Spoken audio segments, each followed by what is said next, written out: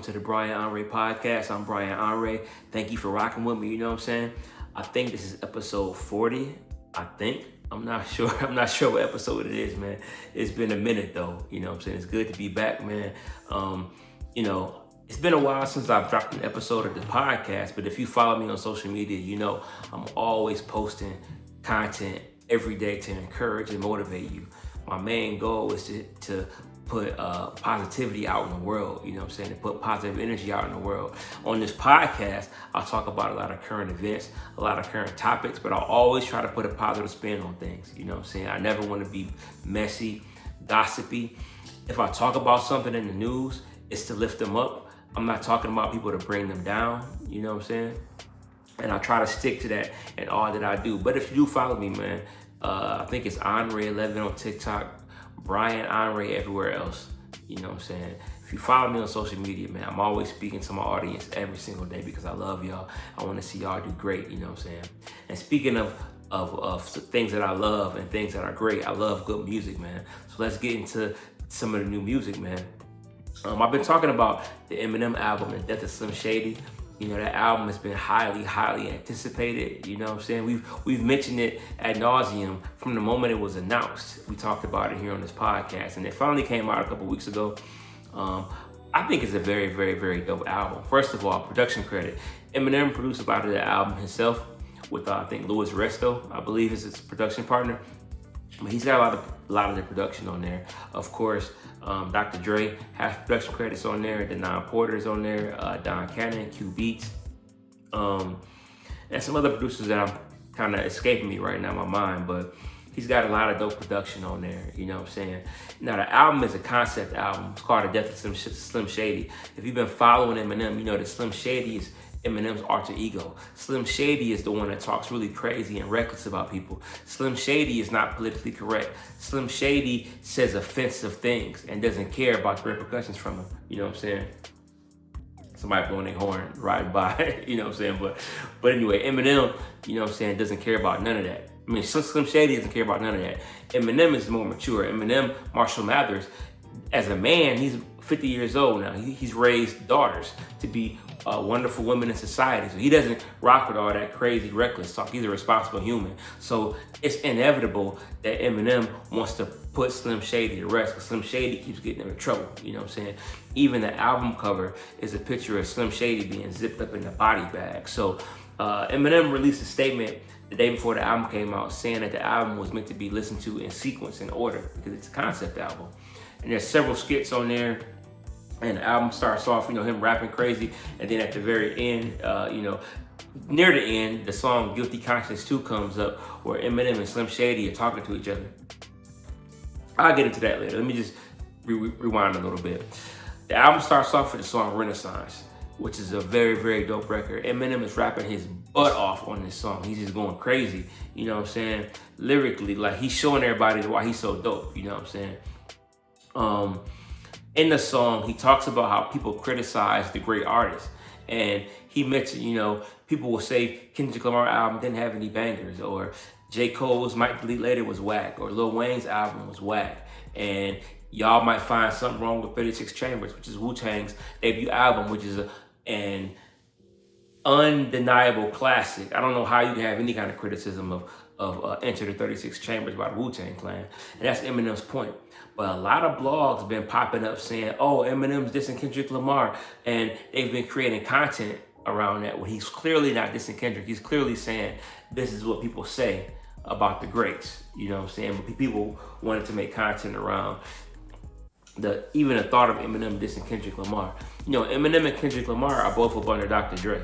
So you ain't gonna see no friction there. You know what I'm saying? But yeah, man, Renaissance was the first album, was the first song on the album. Very, very dope.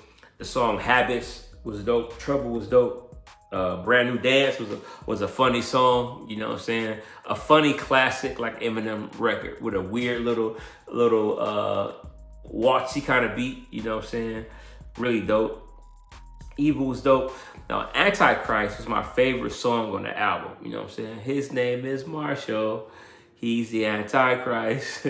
He was slicing and dice. And then they got kids there, men, women, and children. And then he's got the children it's just dope. It's probably the best hook on the album, real dope. Then I liked how at the end of the song, he brought Bizarre on the song, man. You know what I'm saying? I love Bizarre, man. You know, killing. I miss hearing Bizarre. I kind of miss D12 a little bit, man. I'm not gonna lie, man. I kind of miss that whole camaraderie, man. Shout out to the Nine, you know what I'm saying? Con artist. Shout out to, you know, Swifty, McVeigh, man, and I forget. Swifty was my favorite member of D12, by the way. And what's the other one? The other guy name. But shout out to them, man. Rest in peace to Proof, man. So it was good hearing Bizarre back on there talking crazy, man. You know what I'm saying? Real dope. And I think Bizarre is the only one in D12 from the West Side. I could be mistaken, though. I'm not sure.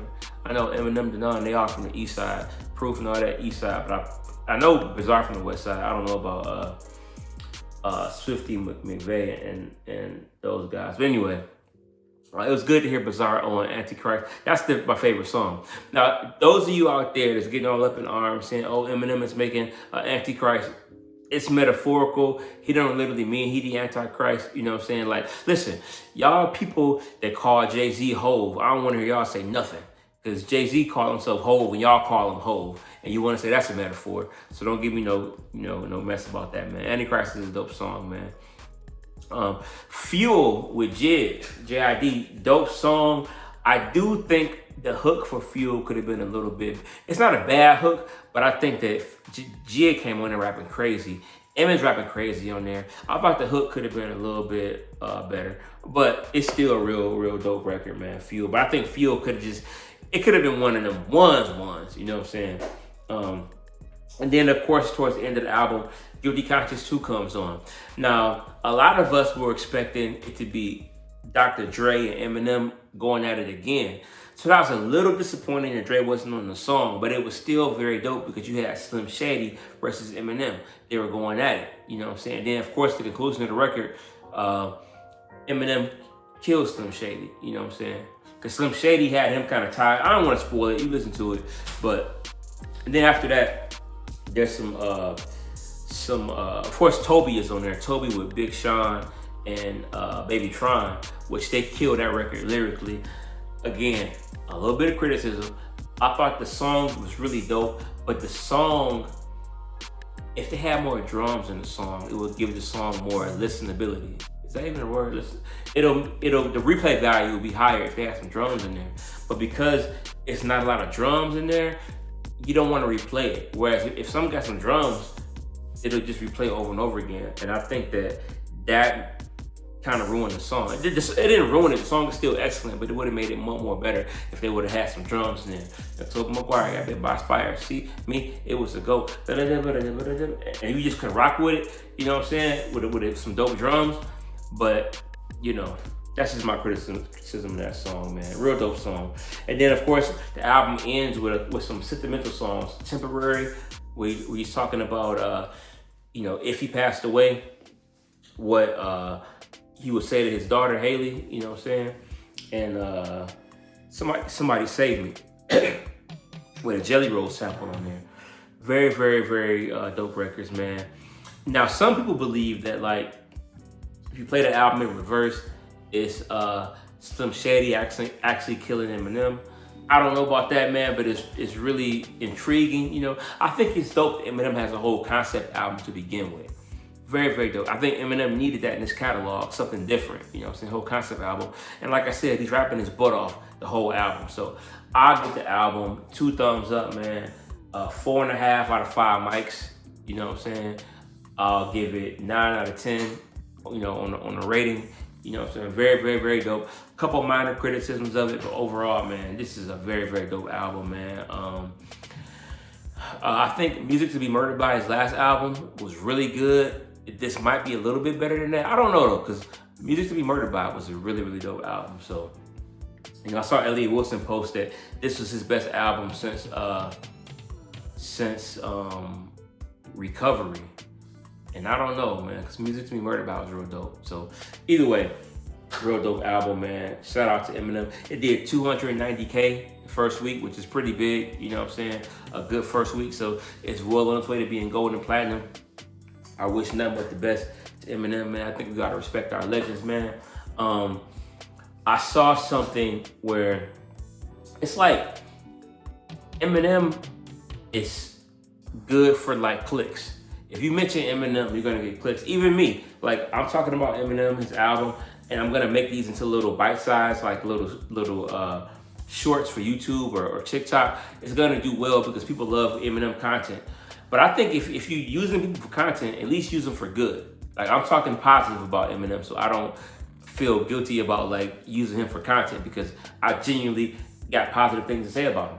But a lot of folks use Eminem for clickbait because they want to talk bad about him, knowing they'll get views. And it's kind of disgusting. I saw Keke Palmer was interviewing Skilla Baby. Shout out Skilla Baby, shout out Sada Baby, shout out all the young Detroit rappers. But it frustrates me because Eminem gets dissed a lot. And Keke Palmer, I'll play the clip. What I'm going to ask is, the best Detroit rapper is Eminem. But the gag is... I don't know. Because if you think number-wise, Eminem is the best Detroit rapper. But the gag is, nobody would say that in Detroit. Woo! Now that's T-Boo. Now that's T-Boo. But shout out to all of them. And it's just like, Keke Palmer knew what she was doing. She knew she was being messy by saying Eminem is the best rapper. And I think Skilla fell for the trap, you know what I'm saying? How do you gonna halfway praise Eminem and then kind of diss him one another? Like, look, I don't know, man. I just think Eminem did so much for Detroit in terms of putting us on the map for hip hop. And I just think it's just disgusting how a lot of these rappers don't really respect him. Shout out to 42 Doug. 42 Doug was on the Breakfast Club. He had something positive to say about Eminem. I gotta ask you, because you're from Detroit, did you see Skilla Baby say that most people in Detroit wouldn't say Eminem is the best rapper from Detroit? I ain't seen him say that, but that's probably, you know what I'm saying, how they feel. Mm-hmm. Why? Just because it's a different generation? Or not relatable? Yeah. Probably both. Mm-hmm. Some people ain't, like the new kids don't even know about Eminem. Like, you know what I'm saying? Mm-hmm. How would they? Mm-hmm. You would have to like really be a music person, like to go back. I know. So that's always my card when somebody get to bringing up somebody from somewhere else. I'm like, yeah, we got Eminem. Mm-hmm. You feel me? I feel like he did go. But he also didn't make, he didn't make street music. Yeah, for so sure. It probably didn't touch y'all. But he made deep music. Like, yeah. Mm-hmm. I feel like listening to that type of stuff is the reason I can make songs like Need You and Fresh and Fed, because I always was, them type of songs like, I go listen to Toy Soldiers or Stan, like, you can tell a story. That was my favorite song. Mm-hmm. So when it's my turn to make real song, like I already damn near know how to channel it, like, cause I know what I'm looking for. Mm-hmm. I'm looking for a Stan type of vibe, or I'm looking for a Toy. You know what I'm saying? And people probably ain't. I mean, it's a new generation, so they probably ain't even probably listen to Eminem nothing. And I just think in general, man, it's just kind of lame how folks is always taking shots, at Eminem from the home team, from Detroit. I thought it was Detroit versus everybody. Apparently it's not. So that's kind of sad, man. But anyway, speaking of Eminem popped up in London and performed with Dr. Dre at Snoop and Dre. Snoop and Dre had a little event. Not a little event. They had a big event promoting their drink. You know what I'm saying? Snoop and Dre, the gin and juice drink, which I reviewed on this channel. I said it was pretty good. It's like a soccer mom drink, kind of, but it's like perfect for the beach. It's the summertime, y'all. Go get it, drink it. You know what I'm saying? But I liked it. But anyway, they had an event for the gin and juice, and Snoop and Dre performed together. It was real dope, man. It was good to see. LeBron James was in the house. He was enjoying himself there. You know what I'm saying? So shout out to Dre and Snoop. I saw them over there. Dre, Snoop, and Eminem over there in London. You know what I'm saying? Shout out to that. But more new music, man. Fat Joe and Remy Ma dropped a song called Out of Control, produced by Cool and Dre. Real dope song, real dope bars, man. I just feel like for whatever reason, the internet is convinced that Remy Ma cheated on Papoose, so they're not rocking with him no more, And to this day, Remy Ma or Papoose have directly addressed any kind of cheating rumors.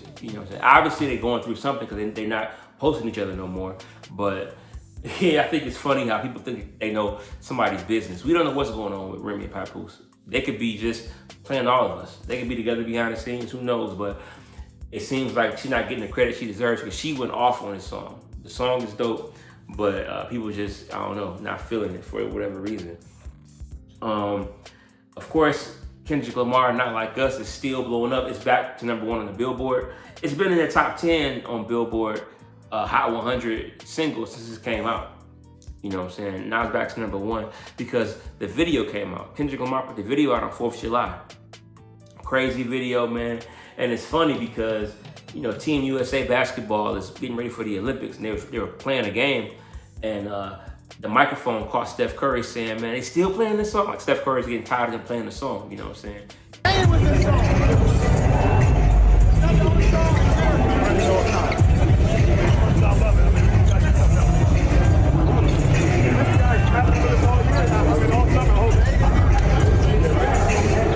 And everybody's up and down, like, Steph Curry tired of the song, Steph Curry tired of the song, I thought that was funny. Are you tired of the song? I'm not. I know whenever it come on, once it's on that beat, I get ready to dance, man. But that's all the new music stuff, man. Sports, LeBron James and the Lakers. I say LeBron James. The Lakers drafted his son Bronny, and there's been so much controversy as to, is it nepotism? You know what I'm saying? Because realistically, Bronny only averaged 5 points in college, UCLA. Didn't do the best. He had a heart issue. God bless him. Pray to God that his heart is completely healed from now on. But he had a medical issue, and he was still drafted by the Lakers and got a guaranteed contract. Now, what second rounder gets a guaranteed contract? So obviously, it's some kind of favoritism going on. To top it off, Bronny didn't play very well in his first few Summer League games, so that speculation went crazy. And personally, I feel like, God bless him if his daddy pulled strings to get him into the league. This is the way the world works. They say it's not about what you know, it's about who you know. But I think in the long run, we'll see, whether or not he's really an NBA player. We'll see in the long run, But I've been telling everybody forever, LeBron James runs things. Wherever LeBron James goes, he runs the show. Him, Rich Paul, Clutch Sports, they run the show. Make no mistake about it. And I told everybody that LeBron James was going to make sure that Bronny got drafted to the Lakers. I told y'all. And of course, it happened, man. So we'll keep our eyes on that, man. The WNBA had the All-Star game last night. You know what I'm saying? Caitlin Clark and Angel Reese. Caitlin Clark had, I think, 10, 11 assists. She didn't shoot very well, but she had double-digit assists. Angel Reese had a double-double off the bench. You know what I'm saying? The WNBA is in great hands, y'all. You know what I'm saying? Great hands. Stop trying to put Caitlin Clark against Angel Reese. Cut that out. They both are very talented. Stop putting the black woman versus the white girl. Cut that out, man. Cut that out completely, man. Let's all love each other no matter what race you are. Let's support both these young ladies, and let's support and listen, that WNBA All-Star game was way better than the NBA All-Star game because they was actually balling for real. They was actually playing for real for a change. Don't get me started with that old lame NBA All-Star game. And furthermore, what's up with them almost getting beat by Sudan? The NBA team barely beat Sudan. Bro, they don't have any indoor gyms in Sudan. You know what I'm saying? And they beat the Team USA. So Team USA they gotta get it together, man. Are they gonna win gold? Who knows, man? Are y'all gonna even watch the Olympics, man? You know what I'm saying? Because in the women's side, the players that they didn't pick to go to the Olympics, they beat the Olympic team in the All-Star game. So what's up with that? You know what I'm saying? So we'll see how they do sports-wise, you know what I'm saying? Skip Bayless is being let go of Fox Sports. Or for him and Fox Sports, they breaking up, FS1. You know what I'm saying? Skip Bayless, it's been reported that he's on the outs. And it's so funny because Stephen A. Smith came out and said that he's good. He don't want to work with Skip Bayless. And he said that, like, he never wanted to hook back up with something to the effect of he got bigger and better things to do. He wanted to go somewhere else and he don't want to. It's so funny he's saying that now and he's with Shannon Sharp and they're on top because previously, Stephen A. Smith said he might be open to working with Skip Bayless again. It's just crazy how when people are like on top, they ain't rocking with people. When they're not on top, I don't know. It's just funny, man, to see that whole thing, man. Speaking of on top or not on top, Donald Trump had his assassination attempt happen, where somebody tried to kill him. I believe it was real. A lot of folks believe it was staged, it was a conspiracy. If it was a conspiracy, 2 people died. So that's a crazy setup. If that was staged and 2 people had to die, that's some diabolical stuff, man. Very diabolical. So I think it was real. I'm glad that they didn't get him. I'm sad that the one innocent person died. The other person, the shooter, wasn't innocent. So he got what he deserved as far as I'm concerned, getting killed. But the innocent person that was in the crowd, God bless him. What I'm saying? I hope that his family is covered in prayer and his family, can be healed through this painful time. So that's crazy. Everybody's saying Donald Trump gonna win. And of course, there's no surprise that today was announced that President Biden dropped out the race. He's not going for president, which is crazy because I knew it was gonna happen, man. Because when he had COVID, quote unquote, he got COVID all of a sudden, I said, oh yeah, he's out of here. And of course, he's out of the race. They're gonna decide who's the nominee gonna be. I think it has to be Kamala Harris personally. I don't see how you can have it any other way. I think Kamala Harris, she's the vice president. The president was running, she should be the nominee. We'll see though, man, because if they don't nominate Kamala Harris, the black delegation is gonna go crazy. You know what I'm saying? They're gonna go crazy if she's not nominated, man. So we'll see what happens with that. Let me just say this too. I'm not really getting into politics on my show because that ain't how, politics are so divisive and I want to bring people together. But I will say this. Between now, we're at the end of July, between now and the election time, watch people in your life. Pay attention to your Facebook, your Instagram, your TikTok. Watch people because we all got our own views and beliefs, right? But pay attention to how people treat people who don't think like them. Pay attention to how people treat people who don't vote like them, who don't support their candidate. Because I think we can all have our disagreements, but we can still do it in love and still love each other.